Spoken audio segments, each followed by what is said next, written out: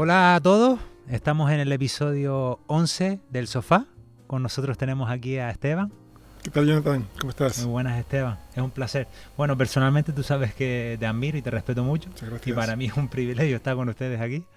Así que bueno, eh, esta entrevista queremos hacer énfasis en la importancia del liderazgo eclesiástico y la preparación integral para el ministerio. Como objetivo queremos explorar tu llamado, los desafíos que has enfrentado, lo que esto ha supuesto para ti personalmente y cómo has combinado pues ministerio, familia, qué estás haciendo con la iglesia y de alguna manera que todos nosotros podamos pues disfrutar de tu experiencia como pastor, Esteban. ¿Te puedes presentar y que te conozcan un poco más? ¿Qué estás Sí, haciendo? claro. Soy Esteban Muñoz de Morales, casado con 2 hijos, pastor en Comunidad de Amo Cristiano y actualmente también como presidente de la FEREDE. Muy bueno, muy bien, Esteban. Presidente de la FEREDE, ¿fue cuándo te nombraron? El 20 de marzo, así que está la cosa todavía calentita. Hace poquito. Poquito a poquito, sí. ¿Estás ajustándote con el cambio? ¿Cómo combinas esto con el ministerio aquí en la iglesia? ¿Cómo haces para combinar todo esto con la familia? Cuéntanos un poco. Sí, la verdad que son muchos sombreros lo que uno se pone. Para mí personalmente ha sido un tiempo de cambio interesante porque, como sabes, dejé la vicepresidencia del Consejo Ejecutivo de Asamblea de Dios en febrero y de estas, llamémosles, direcciones del Señor, coincidencias divinas, el mes siguiente pues fui elegido como presidente de la FEREDE. No había un plan previo, no era una cuestión de que dejase una cosa para coger la otra, sino de alguna forma también como que Dios lo planificó. Y ahora pues estamos también en esa fase de cambio interno porque fueron 22 años, un tiempo muy intenso en la Asamblea de Dios, que hemos dejado esa etapa en el Consejo Ejecutivo. Obviamente pues seguimos también implicados de lleno en todas las áreas del reino y particularmente también en Asamblea de Dios. Y ahora pues toca trabajar un poquito más en el ámbito de la FEREDE. Llevo 13 años en la Comisión Permanente de la FEREDE, ahí también ya un bagaje y obviamente pues mi representatividad de Asamblea de Dios tenía también un peso importante en lo que era la labor de la Comisión Permanente y es por eso que de alguna forma se pensó también en mí para ese cargo. Un cargo que dura aproximadamente, son 2 años y como máximo se puede reelegir otra ocasión más, así que como máximo sería un periodo de 4 años en total. Me llama mucho la atención porque cuando estaba leyendo para la entrevista, yo digo, parece como si lo hubieses organizado, el dejar la vicepresidencia para ser ahora presidente de FEREDE, pero me llama la atención que digas que no, que parece que ahí el Espíritu Santo estaba guiando. Efectivamente. Y es importante también la dirección del Espíritu Santo en todo el tiempo. Me preguntaba anteriormente la cuestión de cómo se desarrolló el ministerio al principio. Yo tuve mi conversión muy jovencito, era un adolescente. Tuve un periodo de tiempo incluso de transición de la Iglesia Católica. Ya en el año 83 fue definitivamente cuando me incorporo en la Iglesia Evangélica y en el 87 tengo mi llamado ministerial, un llamado muy sólido, muy fuerte, muy contundente. Estábamos en ese momento iniciando la iglesia se inició con mi pastor, con 2 jóvenes y esos 2 jóvenes pues estuvimos empezando a hacer la iglesia prácticamente desde cero. En el 87 estamos con un retiro de día de jóvenes en Puente Genil y yo había tenido varias palabras proféticas que para mí ha sido también muy importante a lo largo de mi vida, la voz profética de Dios, y en algún momento había recibido también palabras hacia el ministerio a pleno tiempo, porque el ministerio lógicamente se desarrolla siempre, pero ya entender que había que tomar decisiones, dejar en ese momento la universidad o dejar incluso, bueno, pues enfocar mi vida en ese objetivo, pues tenía que ser algo contundente, un llamado del Señor. Y en ese retiro, un amigo que, bueno, yo estaba clamando al Señor, estaba en el suelo, un tiempo de presencia del Señor muy, muy bonito, y mi pastor estaba en ese momento en el púlpito dirigiéndose a todo el mundo. Dice, si tiene algo en tu corazón, clama a Dios, pide a Dios, reta a Dios. Y entonces yo dije, bueno, pues claro que tengo en mi corazón algo, tengo que tomar una decisión con respecto a este llamado. Y digo, bueno, Señor, si realmente hay un propósito tuyo, que venga fulanito de los Palotes, que era un amigo mío, se llama Paco Moreno, ahora es pastor y profesor también de la facultad, y lo llamé porque el que conozca a Paco sabe que no hay una persona que de alguna manera toma impulsos así emocionales, muy racional y Y efectivamente, él llevaba ya media hora luchando con esa dirección del Señor para venir a orar por mí, y en mi mente toda esa oración fue solamente en 5 minutos. Es decir, Dios preparó a Paco Moreno media hora antes para que viniera, pusiera también la mano sobre mí y me dijese exactamente las palabras que yo le había pedido al Señor. Y eso fue para mí determinante. Estaba en la universidad en ese momento, entendí que mi carrera era ingeniería eléctrica, no era una cuestión que tuviera una aplicación al ministerio en aquel tiempo.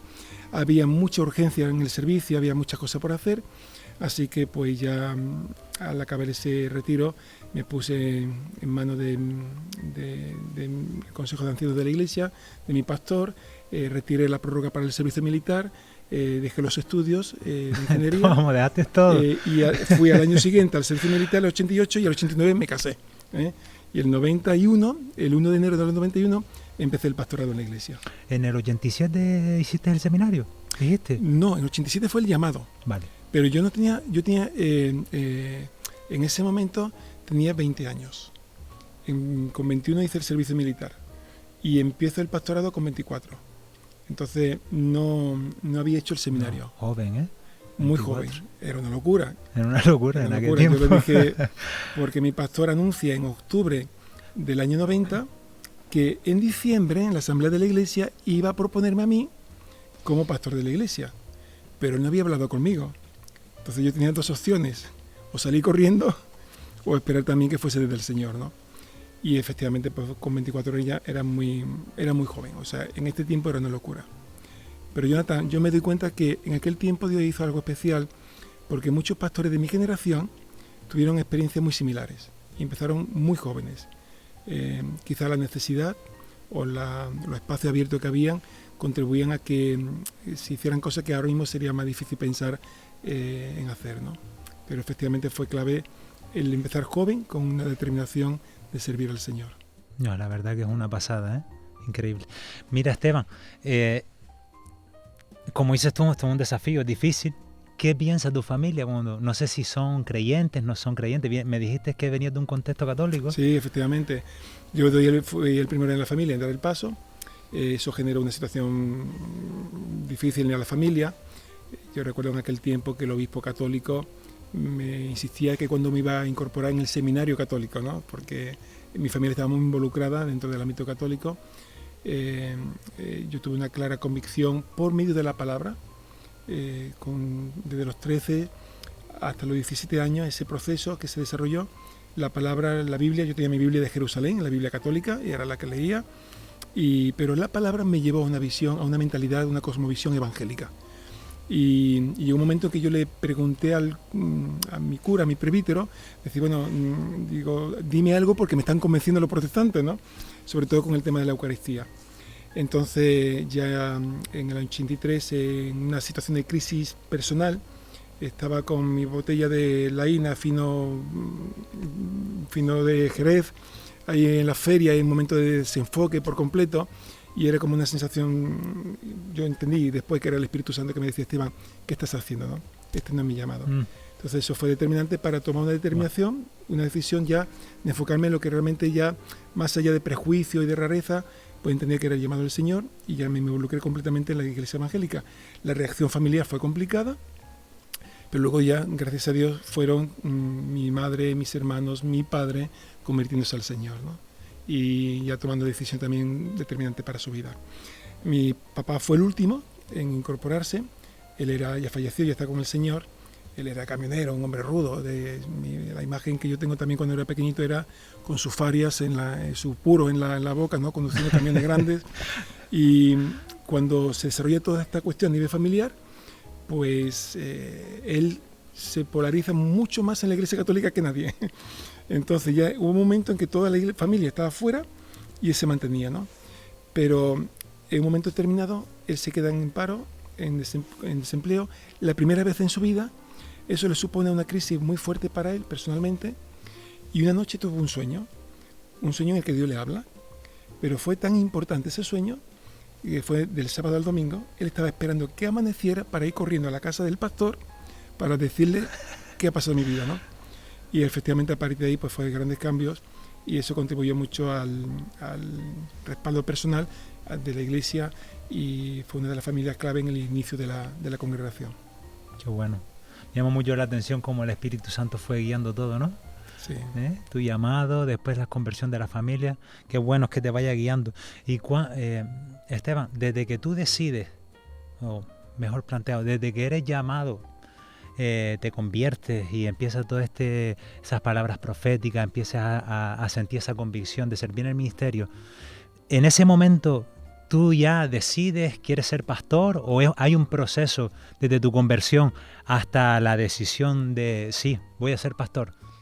Bueno, quizás, literalmente, yo sé que muchas veces se dice cosas así, ¿no? Pero lo último que yo pensaba que iba a ser pastor, sinceramente. Es decir, era servir al Señor. En aquel momento estábamos tres jóvenes, tres líderes de alguna forma de la iglesia, y había unos roles muy bien diferenciados y distribuidos entre los tres.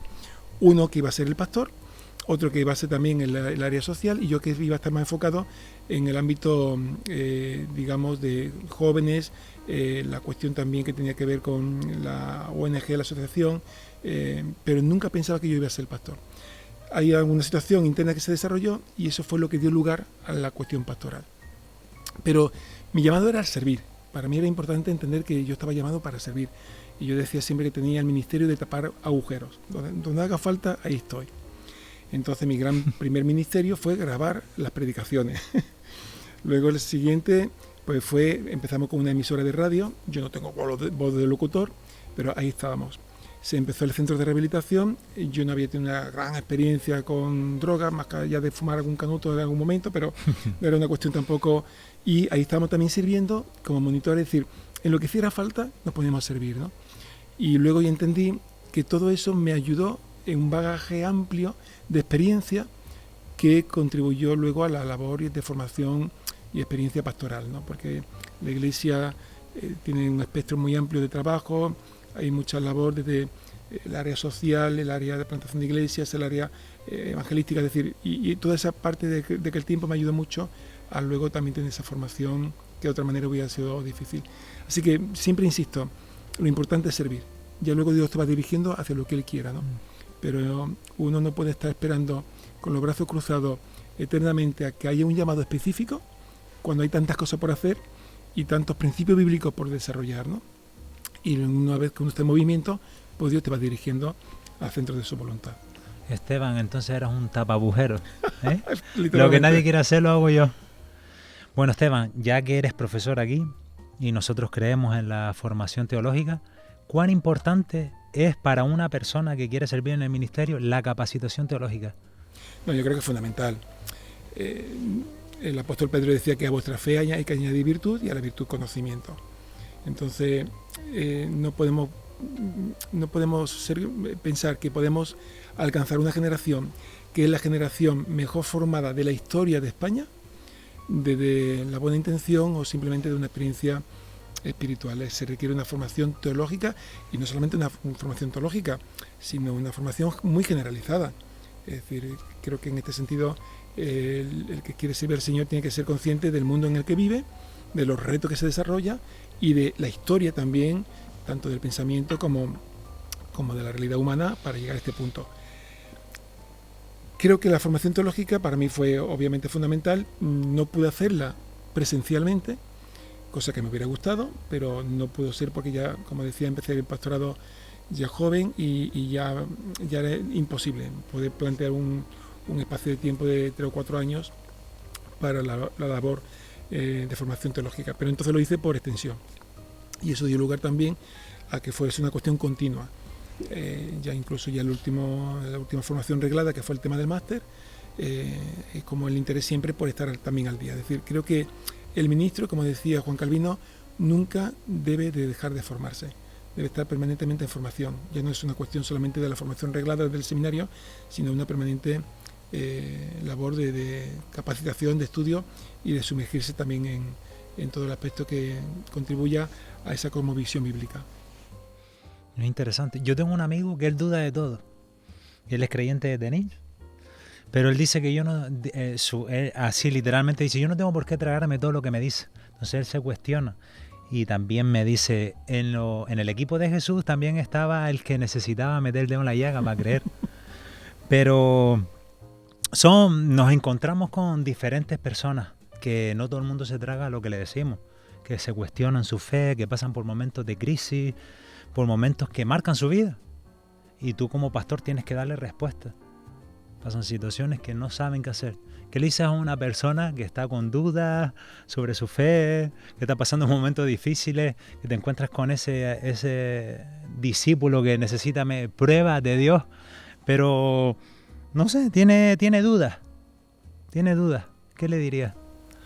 Bueno, las dudas son parte de la propia formación de la convicción de fe. Es decir, dudo de la creencia de una persona que no duda.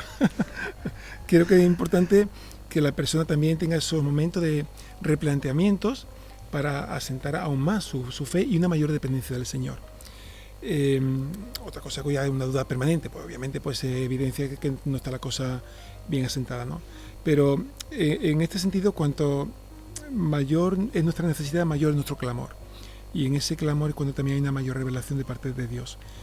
Entonces ese encuentro con Dios creo que es fundamental, pero es verdad que la duda no siempre se resuelve desde la parte cognitiva o intelectual, sino también desde la realidad de la experiencia vital de conversión y de ese encuentro con el Señor, ¿no? Entonces creo que toda la argumentación es muy importante, como decíamos anteriormente, la apologética es muy importante en este mundo que vivimos, pero al final para las personas que en un momento determinado están dudando de su fe, pues esa presencia de Dios revelada creo que es fundamental para disipar también cualquier tipo de duda, ¿no? Hay que diferenciar que Dios está con nosotros a que Dios está revelado. Siempre pongo el ejemplo de cuando Jesús se revela como ese Dios trascendente con sus discípulos en ese momento en el que Él se transfigura. Ahí ellos pudieron ver que no era solamente su maestro, su mentor, su amigo, sino que era el Mesías, que era el Hijo de Dios y que era el mismo Dios ahí que estaba hablando con Moisés y con Elías, ¿no? Entonces ese Dios revelado contribuye también a entender la importancia de estar en la presencia del Señor. Así que todo lo que contribuya a esa vinculación, esa relación, creo que es fundamental. Muy bien, Esteban. Mira, estaba pensando en lo que estábamos hablando antes sobre tu llamado como pastor, tu servicio. ¿Podrías contarnos alguna experiencia significativa de tus comienzos? Sí, podría contar muchas. ¿Como anécdota te refieres? ¿Como anécdota? ¿Alguna que te haya marcado que tú digas, bueno, esto nunca me voy a olvidar? En aquel momento, con esa edad y con esa cuestión, yo no había nacido en un contexto evangélico y era como la necesidad también de decir, bueno, ¿cuál es, a ver, cómo te digo yo, los papeles, los roles que de alguna forma se desarrollan aquí para encajar en este papel, ¿no? Entonces, en aquel tiempo era lo normal, corbata y toda la historia, y nadie me invita por primera vez al País Vasco a predicar a una iglesia y yo no sabía cómo vestirme en aquel momento, y entonces me traen un traje, digo, yo no tenía traje, el único traje que tenía era el de mi boda. Y el traje era de los años 50, con las campanas que parecía, la corbata de esta ancha sin el chaleco. Así que me sentí el hombre más ridículo del mundo en aquel momento, ¿no? Y entendí, digo, no tengo por qué encajar en un rol determinado o predeterminado o lo que esperan de mí, sino ser realmente yo, y eso contribuyó también a sentirme libre después en este sentido. Así que ahora ya ves, sin corbata. Ya, yo te veo ya más modernizado. Mira, yo he escuchado alguna experiencia más de esta. Hemos cambiado mucho. La cosmovisión cristiana, la forma de ser iglesia ha cambiado y eso también facilita un poco llegar a personas que de otra manera no podríamos llegar, teniendo esa mentalidad cerrada de religiosidad como, entre comillas, que había antes, faldas largas en las mujeres, los hombres con corbata. Ha cambiado mucho la iglesia. Y de seminario, aquí para dar clase tenía que tener corbata y manga larga, o sea que no, hace unos cuantos años, gracias a Dios.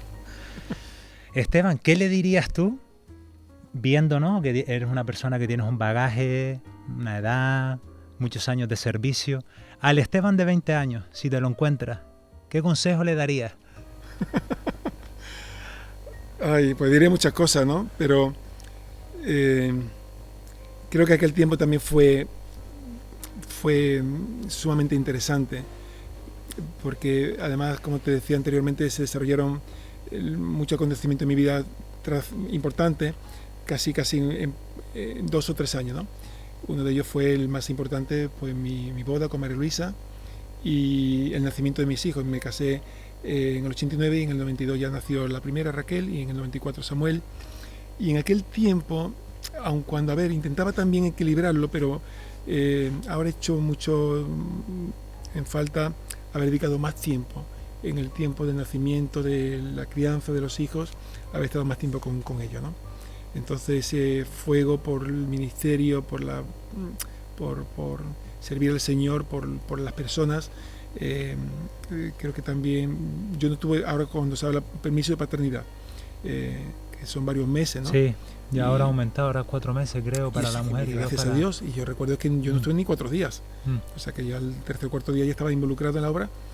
Y no era una cuestión, no teníamos ni seguridad social, o sea, no es que alguien me dijese o me demandara, sino era la propia cuestión interna. Así que en este sentido pues le diría también al Esteban de aquel tiempo que pudiera haber dedicado un poquito más la atención a la familia y haber disfrutado más. Creo que no se desarrollaron mis hijos con carencias paternales, ni mucho menos, pero ya como una cuestión personal interna, ¿no? Ya he escuchado más pastores diciendo eso, Esteban. Eso me llama mucho la atención. Te iba a preguntar justo por eso, ¿cómo combinas, ¿no?, la familia con el ministerio? Pero bueno, ya has dicho algo. Cuando empiezas de pastor, ¿ya estabas trabajando y combinabas el tiempo de pastorado con un trabajo secular o...?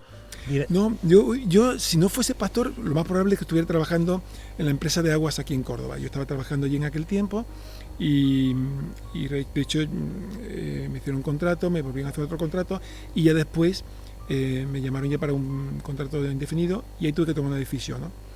En aquel momento se cobraban, era una de las mejores empresas de Córdoba, se cobraban 16 pagas al año. Era ya una tranquilidad, poder haber continuado mis estudios con tranquilidad, y eso fue cambiado por un sueldo de 5.000 pesetas o 30 euros de la actualidad, ¿no? Pero para mí fue muy importante porque cuando María Luisa y yo nos casamos, ella se había ya graduado como psicóloga y empezó a trabajar en el centro de rehabilitación que se había iniciado de la iglesia, en Peniel. Pero igual, es decir, ya en ese momento yo ya cobraba el doble, ya cobraba 10.000 pesetas y María Luisa empezó cobrando 5.000. Cuando nos casamos, lo que cobrábamos entre los dos no llegaba a 300 euros de actualmente, ¿no? Era básicamente ya lo que se pagaba el alquiler. ¿Y qué quiero decir con esto? Que como muchos compañeros y compañeras en el ministerio han tenido que pagar un precio también alto en un momento determinado, alto, no, otros han pagado un mayor precio que yo, ¿no? Pero entiendo lo que quieres decir. Pero era la cuestión también de que entendía de que Dios me decía que tenía que dejar algo. Entonces, cuando me dediqué al ministerio fue a pleno tiempo. No lo podía hacer en ese momento. O sea, si hubiera sido mayor, hubiera tenido responsabilidad familiar, a lo mejor seguramente sería otra situación.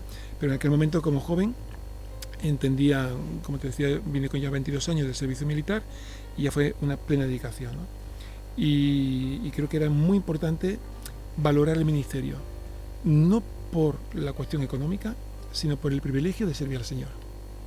Yo me he sentido siempre un privilegiado. El llamado del Señor, cómo Dios me ha sostenido, la gracia de Dios.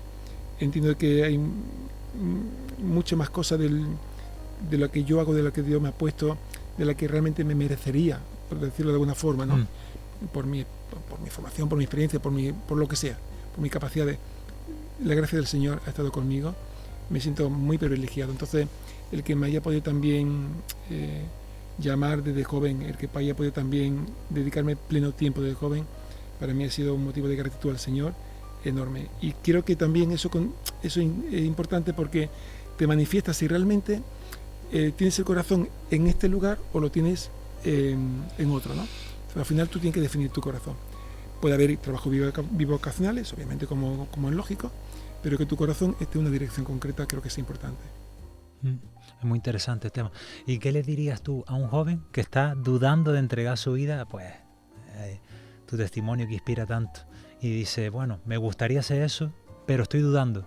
Estoy dudando de hacerlo. Empieza en su lógica a sacar números, cuentas y no le salen. ¿Qué le dirías? Yo le motivaría que buscase del Señor para que tenga un llamado claro, claro. O sea, para mí el llamado en el 87 contribuyó a mantenerme en los momentos difíciles. Recordar ese llamado me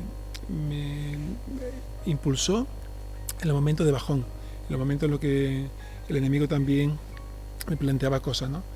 Creo que el llamado es muy, muy importante en la vida del ministerio, porque te ayuda también a decir, bueno, si Dios es el que me llama, Dios es el que me sostiene. Y si Dios es el que me llamó, pues obviamente Dios es el que me defenderá, incluso en los momentos en los que uno se puede sentir combatiendo contra mil retos. Que viene en esos momentos. Y viene seguro. Así que la cuestión es que haya un llamado muy claro, que lo busque de parte del Señor. Eso no quita que mientras tanto pues se forme y se desarrolle en su propio bagaje personal, tanto teológico como decíamos anteriormente, como un aspecto que contribuye también después en el desarrollo ministerial, ¿no? Interesante, Esteban. Todos hemos tenido que dejar cosas al final, en parte para, por ejemplo, los alumnos que estamos aquí en la facultad, pues comodidades, algunos trabajos, como sueños, ilusiones que teníamos ahí en el corazón y bueno, que las sacrificas, entre comillas, las dejas a un lado, pues por esto que estamos hablando, la capacitación. Y en ese sentido me gustaría que si compartes con nosotros algo que haya supuesto un sacrificio para ti dejar para poder estar sirviendo al Señor en el ministerio. Bueno, como decía anteriormente, pues la cuestión ahí principal en el aspecto material fue el tema del trabajo, la estabilidad económica. Para mí quizá el momento más complicado fue cuando yo conocí a la familia de mi mujer. Ellos eran católicos, tenía mi mujer también una presión en aquel momento muy fuerte con respecto a su paso también, que había dado como evangélica. Mi suegro fue también en aquel momento una oposición muy fuerte, y cuando yo me presento delante de él diciéndole que había dejado la carrera, diciéndole que no tenía ningún tipo de recurso, diciéndole que no tenía ninguna... como dice el chiste, ¿no? Por venir, venga usted mañana, ¿no? No había por venir ninguno en el sentido humano. Eso fue un tiempo difícil también de todos mis cuñados, tenían su propia carrera, su desarrollo, entonces era un momento ahí complicado. Humanamente ahí era como un interés de demostrar algo humanamente hablando, pero entendí de que lo que tenía que demostrar era mi obediencia al Señor. Y gracias a Dios después consiguió el cariño de mi suegro cuando ya falleció. Realmente fue un tiempo dificilísimo porque lo quería muchísimo. Mi suegra igual, una mujer también que ama al Señor profundamente. Entonces viendo cómo si al final obedece al Señor, Dios te da lo que hubiera querido conseguir humanamente con tu esfuerzo personal y seguramente no lo hubiera hecho nunca, ¿no? Mejor agradar a Dios que a los hombres, ¿no? Como dicen los apóstoles. Qué bueno. ¿Y puedes compartirnos algo que tú digas, ha sido gratificante, es decir, ha merecido la pena dejar todo lo que he dejado, pues por ver esto?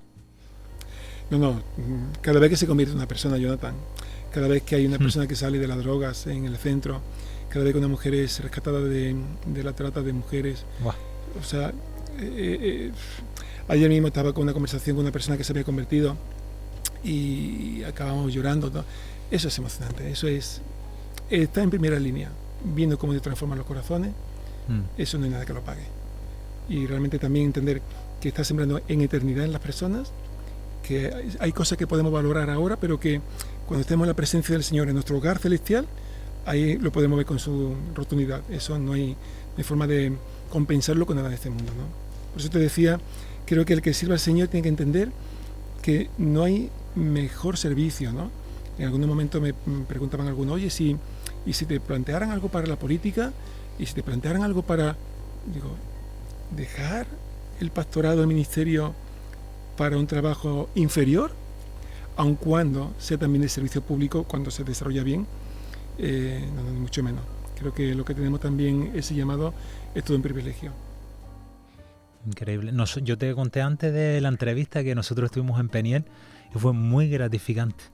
Ellos nos daban las gracias a nosotros, pero nosotros veníamos en el coche diciendo, no, si es que te vas lleno, te vas satisfecho de saber que estás haciendo la voluntad de Dios, de poder servir, de poder comer juntos, orar por ellos. Fue una bendición. De verdad, yo estaba muy emocionado. Para mí fue una experiencia. Cuando ves el proceso también, cuando llegan al centro, que vienen todo demacrado, con esquelético en algunos casos, también con consumo adictivo terrible, con las relaciones familiares rotas, con el entrecejo fruñido, todo el mapa, ¿no?, de las adicciones en su rostro.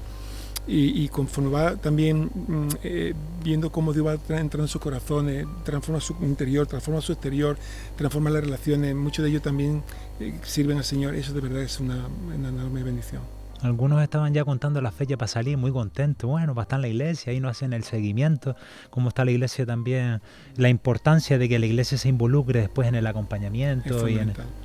La iglesia con misión social es fundamental, porque si no, al final es un trabajo de un grupo, de una parte de la iglesia, ¿no? Pero el trabajo debe ser integral y la iglesia tiene que trabajar también en esa perspectiva social.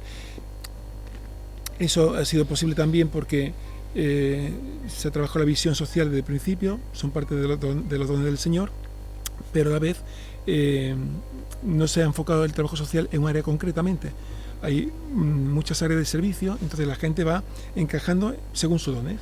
Algunos trabajan en el centro de rehabilitación, otros trabajan con el reparto de alimentos, otros trabajan con el tema de personas que están sin techo. Es decir, en ese espectro amplio de posibilidades pues tiene también su encaje. Entonces la iglesia en conjunto pues tiene esa visión social. Por eso decías antes que es importante que si se hace bien iglesia, pues de carácter público, me imagino, ¿no, Esteban? Por la labor social, la importancia de ocuparnos de aquellos, ¿no?, que están en situaciones difíciles socialmente. Bueno, te voy a hacer 2 preguntas más para que calcules el tiempo y no pasarnos. ¿Cuán importante es la plantación de iglesia y la preparación de nuevos obreros? Entendiendo que la mía es mucha y que los obreros son pocos. Si el propósito principal del creyente es hacer discípulos, todo el enfoque de la iglesia debe ser la misión. Si la iglesia no está enfocada a la misión, está desenfocada. Da igual el número de miembros que tenga o da igual la relevancia social que tenga. Nuestra misión es hacer discípulos.